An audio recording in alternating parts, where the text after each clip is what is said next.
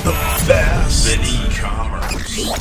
You're listening to E-Commerce All-Stars with Josh Marsden. Hey, how's it going, everybody? Welcome to E-Commerce All-Stars. We've got an awesome episode here. I've got James Schramko here in front of me. Now, if you don't know who James is, he is an entrepreneur. He's an author. He's just an all-around badass when it comes to business and marketing. He has been the coach behind some big names in the entrepreneur world, such as Levesque, Ezra Firestone, and many other entrepreneurs are kicking butt, taking names today. And a lot of that has to do with the fact that James has been behind the scenes coaching them and helping them get to the point where they're at today. He also is the author of Work Less, Make More. It's a fantastic book. I've read it. I highly recommend it. Definitely check it out. It's an awesome book. And he also has several coaching communities at various levels, depending on where you're at in business. So I definitely highly recommend you check those out as well. You can go to jamesschramko.com to do so. James, I'm really excited to have you on E-Commerce All-Stars. Thank you so much for being a part of the show. Welcome to the show. Well, thank you for having me, Josh. It's definitely really exciting to be able to share some ideas that might be helpful for an e-commerce business owner. Totally. I mean, you never have any shortage of value when you're speaking. So I'm just so excited to interview you today. I know that a lot of people out there may not know who you are. So is there a chance you can maybe just give us like a introduction and, kind of tell the world who you are? Sure. Well, if you went back about 10 years, I was a general manager of a Mercedes-Benz dealership. I'd worked my way up to that role from the sales front. And it was great and I got paid well, but I really had this desire to have my own business. So I learned how to build a website on the side. And from there, I went into affiliate marketing and I promoted some affiliate software and got really good at SEO. And I built up this huge SEO business. We had a team of 65 people in our business at one point. And I was selling a lot of SEO and building websites. And then people wanted help with their business, so I was coaching them. So I've been running these online communities for almost a decade, actually. And I've since sold the SEO business. I sold the website business. I now focus exclusively on coaching people who are already doing quite well. Especially love taking people from sort of the beginnings of when they're going well to going really, really well. And a lot of the things that happen during that phase, I draw back on my experience from running a real business like that general management role at Mercedes-Benz, where we had some pretty complex situations.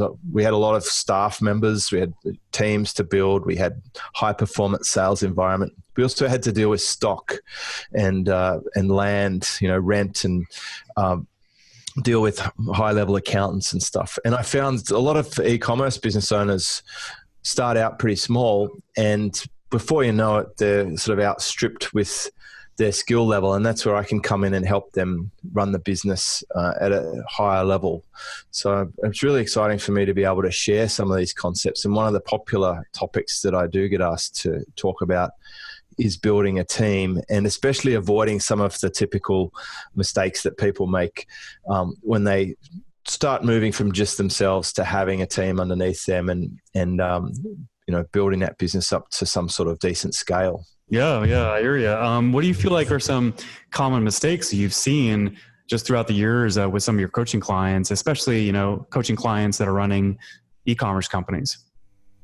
Well, I've identified like 4 main ones and maybe we can go through them in some kind of an order. But I'd say one of the pretty common ones is being slow to hire. I think people hang on to their job for too long before they get some arms and legs in the business. And that can really slow down growth because if you get stuck with the little jobs and you can't get off the tools, then, like for example, a small e-commerce business, they might be shipping stuff to their garage and packing boxes and sticking labels on them when they might want to hire someone in the local neighborhood to come and start printing and packing and shipping and maybe get a courier to come and pick up the stuff instead of taking it down to the post office. So, I mean, that's an example of the typical thing that someone will get stuck with, but they also do all sorts of other crazy stuff. Like they try and run their own advertising campaigns or they try and build their own websites or they try and do their own bookkeeping when there's plenty of talented people out there who could do these roles. So I think being early to recognize that you want to get out of the jobs as quickly as possible. It's almost having a philosophy of stop learning how to do the stuff and start figuring out who can do it. And Dean Jackson shared this concept with me, that how to who, and it's really profound. I was doing it before I realized that label. Way back in the car dealership when I was selling Mercedes-Benz, every time we sold a car, we used to have to drill the number plates and screw them onto the car, and we have to fit carpet mats. And some of the models we had to fit center consoles. And I couldn't understand why, as a salesperson, I was doing these manual jobs that pretty much anyone could do. So I found this guy in the dealership, and I basically would pay him to just do it for me, to fit the number plates and the mats, while I could be out there talking to the next customer and making that next sale happen. So I think we should apply that to our own business. And I think we could draw some inspiration from Spider-Man. You know that saying that he has? With great power comes great responsibility. Right. So, if you flip that around, it's also true to say that with great responsibility comes great power. And one thing that I think stops people from hiring is they have to be responsible now. If you're going to hire people, you will be an employer. You'll be responsible for someone's wage. You'll have tax obligations, potentially. Your wage that you pay someone will feed their family. So you have to have that responsibility. But really, if you think about if you've ever been to a concert or a performance, and it's got great sound coming from the orchestra, the key role in that gig is probably the conductor. In that case, he's just got a couple of little sticks and he's waving them like this, and all this magical music happens because he's got the best violinist and the best pianist, and the best of each instrument working in concert together to make that beautiful music. That's what having a great team looks like. But there are certainly a few steps to getting there, and I'm sure we'll cover a couple of those. For sure. I mean, because it's hard to, well, for one, it's just hard to let go of your business. I could say that from my own experience, and that. It's hard to find the right people. It's hard to, put together the right processes that you're happy with as an owner. But all those things have to happen no matter what type of business it is, e-commerce or service-based, in order to be able to, work less and make more. So, right. Well, there's a couple of businesses where the owner might say, well, look, I've got a super special skill set and I'm the only person who can do this. And that may be true of some of the things. And probably even in my own business, there's some roles that I've chosen that I am good at that I don't have other people doing. In particular, the coaching part, where I'm the one showing up to the calls. But the model that I like to use for this, I call it the Iron Man model. If you're Tony Stark, if you are that talented, then at least get a suit, and have little robots helping you out to help you fly and to help you have extra firepower. So my team of 5, who I have now, is a team of 5.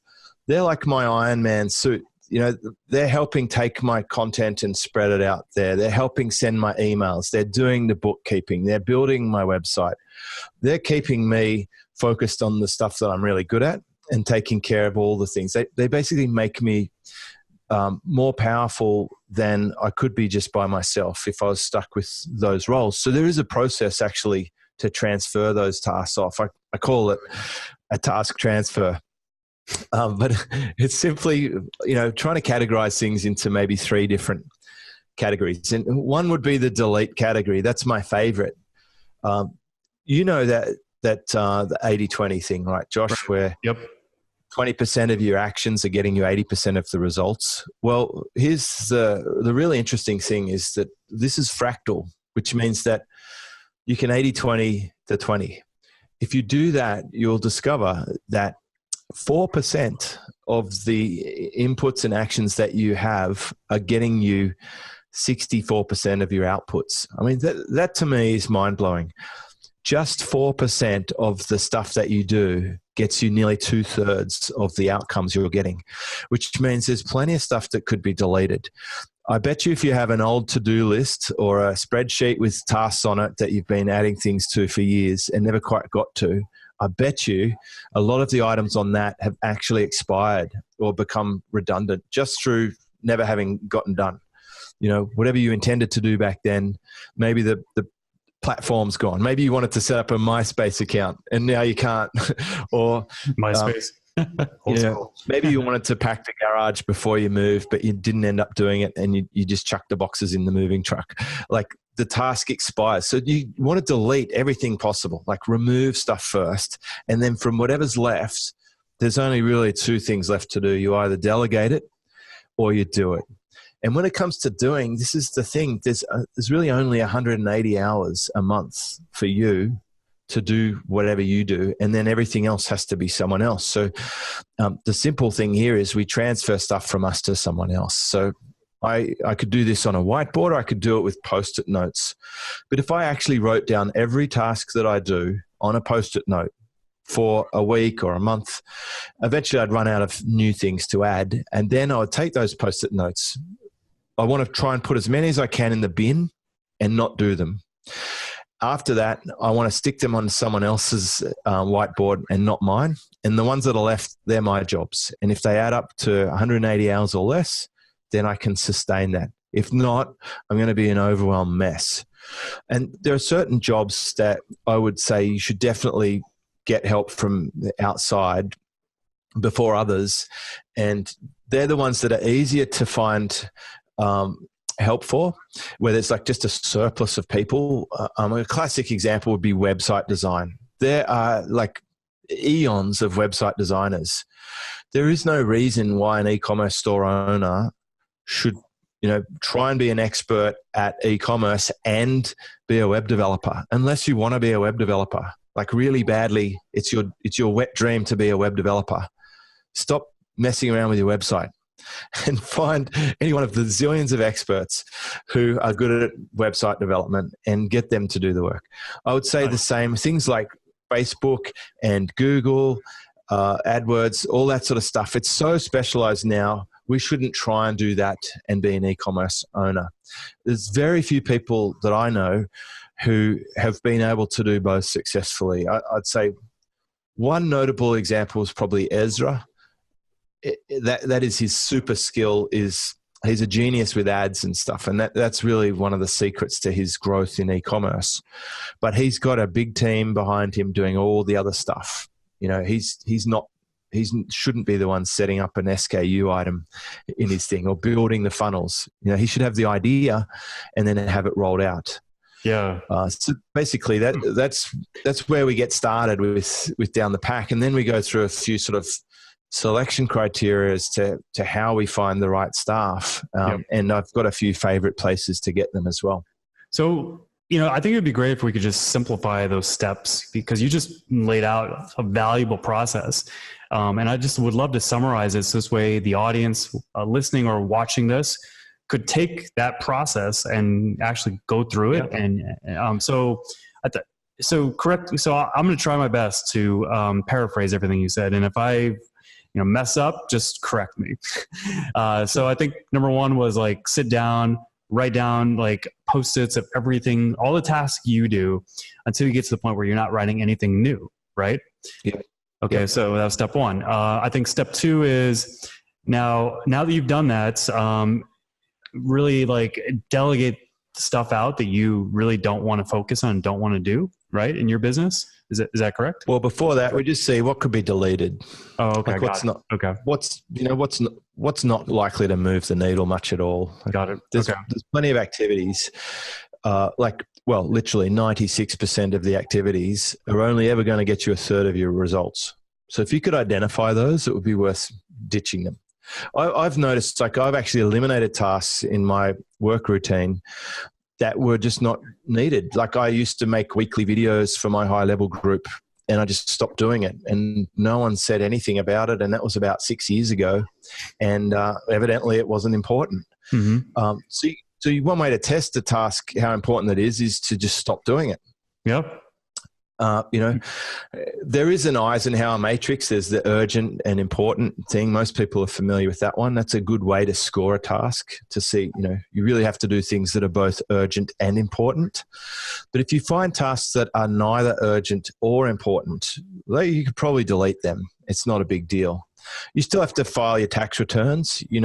They're important, and they're generally not urgent until you start getting your penalty notices, etc. Then they become urgent, and then they get done, right? So it's worth identifying which things absolutely have to be done, which things really are that optional. So stage one is just delete. Gotcha, delete. Okay, and then what do you do after that? After you've assembled all of your Post-its, all the things you do, as far as your task, and you've deleted what just isn't something that you need to worry about, you need to do, what happens after that? So generally you would, so let's say we've probably done a scoring process to see which things are important or not on those tasks. We've deleted the ones that aren't important or urgent.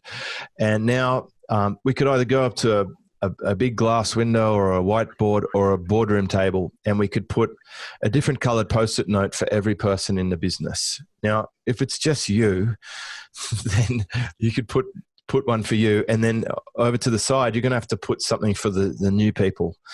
And then each task, you decide, are you going to stick it under you or stick it under someone else in the business? And in our business, we actually auction off tasks because, for example, I said to the team one day, listen, I'm doing my podcast editing, and I suspect I'm really not the best editor in the world. I have no special skills or training in this field. I've been doing it myself for the first 400 episodes, and I just don't want to listen back to my voice anymore and chop out ums and ahs and add an intro and outro and put it up to iTunes. So who would like to be a podcast editor? And I'll let them bid on it. Like, who wants to do it? And I find out who's interested in my team, and I'll assign that task to them. And then that will be their role. And so that's one way we could do it. So basically, if you could get that pile of tasks and you stick the ones that only you could do or that only you should do under your name, and you work out a budget for each task, and you put a limit of 180 hours a month for the total tasks that you're allowed to accept, then the other stuff has to go somewhere else. Now, it doesn't have to go inside your team. It could go externally. So you might have an external ad agency. You might have an external website agency. You might have an external bookkeeper. They don't have to be in the company, but there will be tasks that are in the company as well. You might have someone printing and packing slips. You might have someone who's doing delivery runs to the post office or whatever. So it doesn't matter internal or external. It just can't be you anymore. Enough's enough. You're listening to E-Commerce All-Stars. We'll be right back after this message. E-Commerce All-Stars. Do you want the best results possible for your business using Facebook advertising? By listening to this show, you know the impact that listening to some of the best and brightest in e-commerce can have for your business. Right now, you can do the same for your Facebook advertising in Josh's powerful new book. In this book, some of the best Facebook advertisers for e-commerce that have collectively spent millions on advertising have revealed their powerful strategies and tips for getting the most out of every dollar spent on Facebook ads. Every contributor has also given their wisdom on how your business can stay ahead of the trends happening right now, so you can win into 2019 with Facebook ads without risking advertising dollars. Molly Pittman, J. Trevor Chapman, David Schloss, Sam Bell, Josh Marston, and many more have truly given their best stuff in this book, Facebook Advertising Trends and Strategies for E-Commerce, the 2019 edition. The best in e-commerce. E-Commerce All-Stars.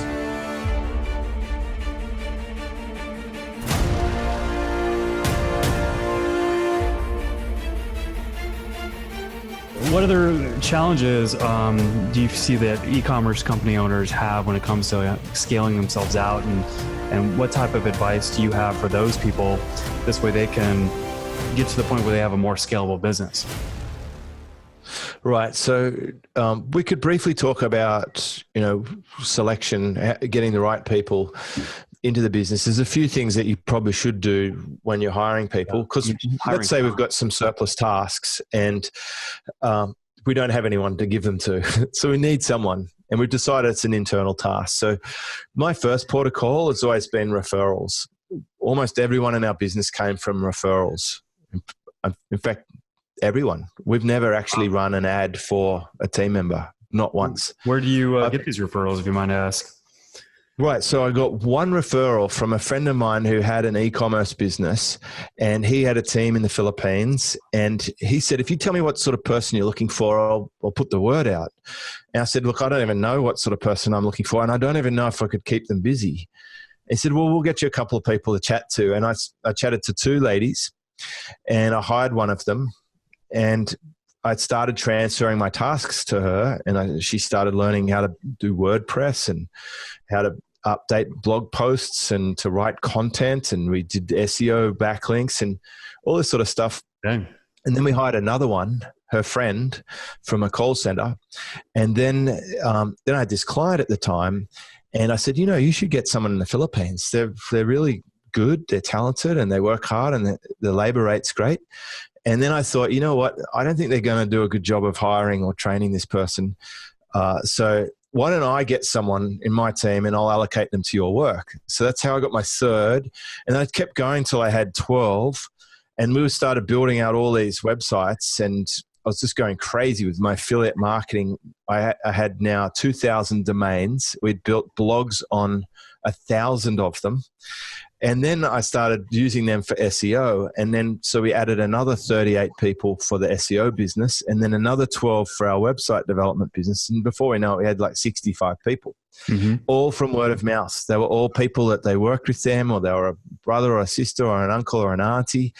And we just built out that whole network. But even now, if I'm looking for an AdWords specialist or a Facebook specialist or a web developer, I'm going to go to word of mouth. So luckily in my own community, there's 500 members in SuperFast Business. And between those members, they always know who's a good supplier. And a lot of them are suppliers.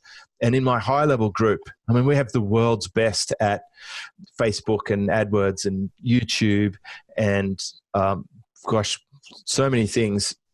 They're right there under my nose. So it doesn't take long to find someone good using word of mouth. And to solve the problem for my customers, eventually I ended up, I guess I've got a half share in a business with my wife who we recruit people in the Philippines for my customers now, because you got to have someone who's in the know and on the ground. But you can still use jobs boards apparently, and you've got to write ads that have little tests in them, and then you have to be quite careful checking responses, and it's a bit of work, and you'll have to do interviews, and I suggest you do some trial tests. So when we're looking for people, we make sure that we check hardware, we check internet speeds, we have an English test, we have a few other tests like just general sort of common sense, and then some mathematic ability. And then we look at what particular skills, and they're all telephone vetted.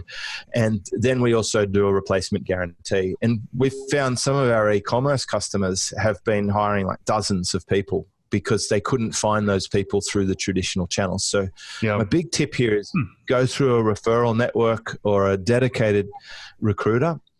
Once you've got a team, you should be able to build more like that. It's actually like a lookalike audience, if you're familiar with Facebook. Once you get some good team members, then they will know other people who are like them. Yeah, and that if makes you've sense.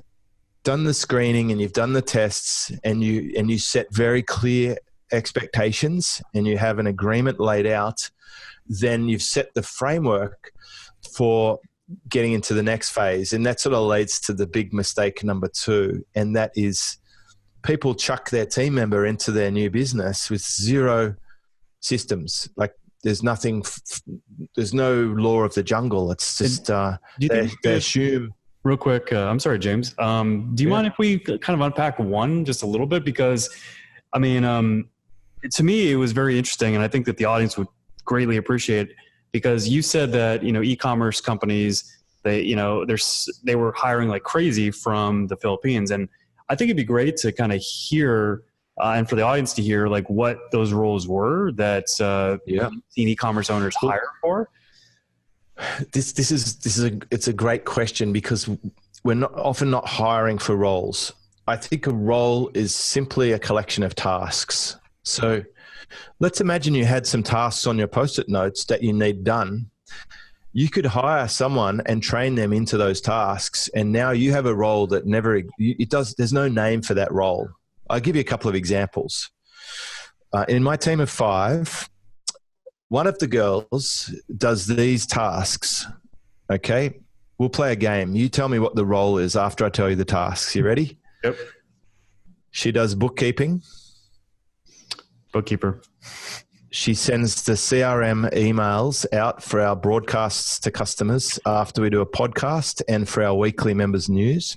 Marketing coordinator. Right. She posts content to our surfing website every day. Content marketer. And she does the social media for my Instagram and my Facebook page for SuperFast Business. Social media manager or social media. What role is that? Right. So that's a pretty interesting blend. Another girl in my team, she does our webmaster stuff. So that's a pretty standard role. So she optimizes our site, tunes our SEO on page, etc. And she also sets up all my CRM, autoresponders, triggers, cart abandonments, shopping cart pages. And she also can tune up the sales copy. That's awesome. I mean, that's awesome. I know, you nearly spit your drink from that one. There's another girl she does my illustrations. She makes worksheets and checklists. She does the weekly news roundup and posts in my forum. And she also does transcriptions, and she posts to my LinkedIn and YouTube. Okay. So nice. We're getting a flavor here. So basically, in our business, I don't mind what tasks they do. I just ask them to choose ones that actually interest them. And there's a couple of rules that we have in our business. And that one is we assume that everyone will leave eventually, including myself. So we should try and make ourselves redundant to some extent. So we have a Noah principle. And that is that at least 2 people in our business should know every task. So that if someone has a difficult pregnancy, or someone needs to visit family, or they get sick, or something happens to them, we're not left in a hole. And this is very common. Most people hire one person, they train the person up maybe, and then the person leaves, and then they're back on the rat wheel, and it's over and over. And then they end up, this is what they say, you can't get good staff. They all leave. I might as well just do it myself. And then they give up. But it doesn't have to be that way. If you could hire 2 people, if you could train both of them properly, if you give them systems, and if you even had a Noah checklist, that's what we have. I asked them, who's your Noah? And do you know what happens when there's someone else who can do their job? Like in Western culture, we think this is terrible. We should not let someone else know what we do, because now we're not valuable, and we're not going to get we're going to be missed when we go away. That's the wrong idea. We don't want to be missed when we're away. We just want to be welcomed back and look forward to people seeing us again. But we can't go away if we're the only person who can do the job. And we can't get promoted if we're the only person who can do the job. So in my team, if I say who wants to edit the podcast, someone says, yeah, I want to do that. I'll say, great. We'll hand over the stuff you've got to your Noah and make sure they train someone else on that, and away you go. So it's the pathway to opportunity. It's the pathway to progress. It's the pathway to growth, is by making sure that everyone can do it. And, why do they do it in hospitals, and why do they do it on the airplane? You've got to have cross-checking systems in place, and you have to have backup. You can't just rely on one person. So any business where there's only one person who knows the job, how are you going to check their work? How are you going to cover for them when they're, if they actually get a holiday, for example? In my business, I want them to have time off. I want them to take holidays. I want them to have a good life, because they're very happy and they never leave. And the evidence is in, for my business at least. The first person I hired is coming up to 9 years, And the most recent person that I hired has just passed 5 years in our business. Dang. Yeah, that's a consistent, steady team. That's quite an accomplishment, because it's really hard to, be able to create and grow a team and keep a team. Yes. Keeping a team, if you're constantly churning team members, then I'll definitely look to changing what you're doing as a business owner. And hopefully this sort of training is giving some insights. And one way that you can really help your business is to have those systems and to map out the steps, especially if you're going to transfer a task, then sit down with the person who's getting the task or make them a video. Used to be Jing. I'm not sure what people use now. Loom, I think, is good. Make them a video or screen share with them on Zoom or Skype and go through the steps. So when I transferred my podcast editing, I sat down with my podcast editor and I said, okay, let's do this. I'm going to show you what I do. We're going to edit a whole podcast. Okay. Just watch, take notes. They map out the steps. Then I said, now we're going to do it together. And then we kind of switch between each other. What do we do next? Okay. Yep. Good. And now what? Yep. Okay. Just back up a bit. Try it this way. Okay. Good. And then now you do it and I'll watch. And they follow their steps and do it. I go, yes, this is exactly right. Now just do that. And then I send them another 500 episodes. But seriously, we've literally recorded 1,000 episodes, and I'm glad not to be editing them anymore. So if you create these checklists, you're building an asset for your business that's actually saleable, because you've now got something there. So when I sold my SEO business and when I sold my website development business, I was able to say to the buyer, here's the team. Here's the systems that we use. Here are all the systems that we use in our business. You can have the systems and you can have the team and you can have the domain name and you can have an export of the customers and you can just take over, and just like that. And the money's transferred and they own the business and everyone's happy. Yeah. So I would suggest you build it. And there's a couple of key software tools that I think are really good for managing a virtual team. But I really do need to answer your question. What roles did people hire for e-commerce business? The typical ones are support, because I've found that most e-commerce business owners, they need to have a solid support. If they're not doing telephone, at the very least, they should be doing a support desk. So like Help Scout or Zendesk, that sort of thing. Okay. They are the perfect roles for the Philippines, because most of them will have worked in a support environment. They're probably supporting American products like AOL or QuickBooks in a call center, and they can transport perfectly into support roles because they're very support oriented, very helpful. They're courteous, kind, clever. They'll keep notes and they do it. So my team run great support. The other sorts of roles they do relate to content, especially, where they're doing things like transcribing or using transcription services and editing and cleaning up, illustrating, formatting, uploading, publishing, syndicating, emails. Then you go into like the bookkeeping type stuff, things with numbers. There are ones who can do good writing. They can write articles and content and press releases. What else? But they're great support things for an e-commerce business. Then there's just manual stuff, just like entering product lines and updating tags and what we might call menial tasks. There's some people who really like doing that stuff and would be happy for the wage. Sure, yeah. And then obviously it's going to unlock a lot more time in an e-commerce business owner's schedule. And, what are the responsibilities that you would recommend that they really focus on when they do get to that point where they've got people, running, different roles and completing all the tasks in those specific roles? Like, what do you recommend an e-commerce business owner focusing on with the majority of their time? I think it's the strategy, overarching strategy.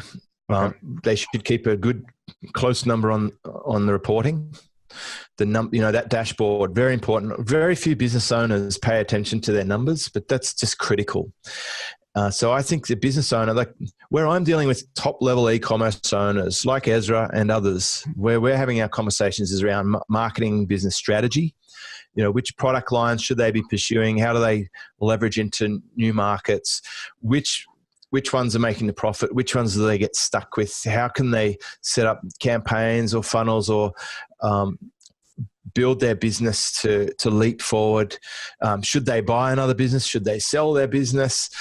Should they branch out into services? Should they develop their own software system to add on to this e-commerce? Should they educate people on how to do the e-commerce with an info business? So all these things are possible if you're not the one entering the SKU item or handling a customer support ticket. Yeah, because you can't do all those things if you're doing those responsibilities that you could delegate out to other people. You run out of time, and you got to know your numbers. And I've come up with this great traffic light system to help you know where the hotspots are in your business. It's just simply red, yellow, green. So every day the team reports we use Slack because we're a virtual business as our sort of virtual office. But every day they give a little snapshot of what they did for the day, and then they put a color, red, yellow, or green. And that indicates if they're maxed out, if they've got too much on their plate, they type red. If they're getting quite busy and they're nearly at the limit, they type yellow. And if they've got plenty of capacity and they can handle more stuff, then they just type green. And then I can see in an instant as a business owner where my team's at, if I'm pushing them too hard, or if they've got plenty of capacity, if we could do more projects, then that's good. But we've come up with other ways to make sure that we're utilizing our resources properly as well. Because one complaint that I get is, well, they go and hire someone and now they're not keeping them busy. So we've come up with this idea of an infinity task. And that is a project that you can work on if you've got nothing else to do. In our business, which is predominantly a business coaching business, we have a couple of websites in other non-related markets that we can go and add posts to. Now, one of them I mentioned is a surfing site. So we have one of the world's most well-ranked and prolific websites because my team in their spare time are posting surfing content to that site, which they curate from other sites, and they come up with their own content and they publish on an ongoing basis. So we've been building this asset that generates advertising revenue that I will sell one day for a payout in our spare time. So it's like a energy retrieval system on a racing car that's storing energy when they're under brakes. Wow. I'm impressed. That's really cool. It's really cool. Well, I know that, James, we're getting towards the end of the episode, and I want to be very respectful of your time. So I don't want to run over. I think this is a good time to kind of transition into kind of our bonus round, and then we can cap off the episode. Does that sound good to you? Sure. Okay. So this bonus round, it's simply this. I'm going to ask you a few questions, and it's just a fun way to kind of wrap up the episode. And you just have to answer each question with one word. So that's the challenge. Is just you have to identify one-word answers. Okay. Okay. All right. So the first one is. So I'm gonna change this slightly, just because I'm gonna put it into more kind of coaching terms. But in your experience, what caused your biggest e-commerce business coaching success to date? Team. Nice. Okay. And what got you through your toughest moments as a business owner? Focus. How would you describe yourself? Integrity. Nice. And then how does 2019 look for you? Exciting. Awesome. All right, James. Well, I appreciate you being on here, man. It's been just an invaluable episode because you're teaching things in this episode that an e-commerce business owner watching or listening to this can really use to be able to create a scalable and a sellable asset. It's one thing to be able to, grow your sales using marketing strategies and things like that. But it's another thing to be able to actually create a business that you can step out of and you could also sell.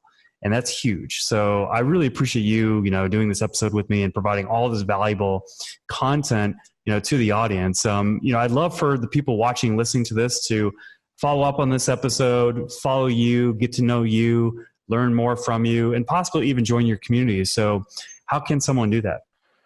Hey, I reckon go and listen to the episode that I recorded, a podcast with Joshua Marsden on SuperFastBusiness.com. That would be a great starting point. It's a great show. Yeah, it's an awesome show. There's so many great guests that you've recorded over the years, and it's got a massive following. It's just a super valuable show. They can also go to jamesschramko.com, right? Yeah, that will point to the book and the 2 membership sites that I have, and it's a great starting point. Perfect. Okay, guys, you heard it. This is an awesome episode. Thanks again, James, for being, a part of e-commerce all-stars. Go to jamesschramko.com and, find out more about him, follow his content. He puts out valuable content, and also find out more about his communities. He's got some incredible communities that can offer a lot of value and a lot of impact to your e-commerce business. Thank you again, James, for being on the show. Greatly appreciate it. Thanks, Josh. It's a great pleasure to be here. Thank you for listening to E-Commerce All-Stars. By learning from the best, you're saving yourself time, money, and pain from trying to figure it out all by yourself. You can save yourself time, wasted advertising dollars, and stress from your Facebook ads right now by claiming a copy of Facebook Advertising Trends and Strategies for E-Commerce, the 2019 edition. You can generate more results than you've ever experienced with Facebook ads. You can adapt to the current trends happening right now that are affecting business owners from getting the best possible results on Facebook. And you can discover how to scale your Facebook advertising results. All of this is possible for your business by learning from 13 of the best Facebook advertising experts in the world by claiming your copy of Facebook Advertising Trends and Strategies for E-Commerce, the 2019 edition. Thanks for listening to E-Commerce All-Stars. E-Commerce All-Stars.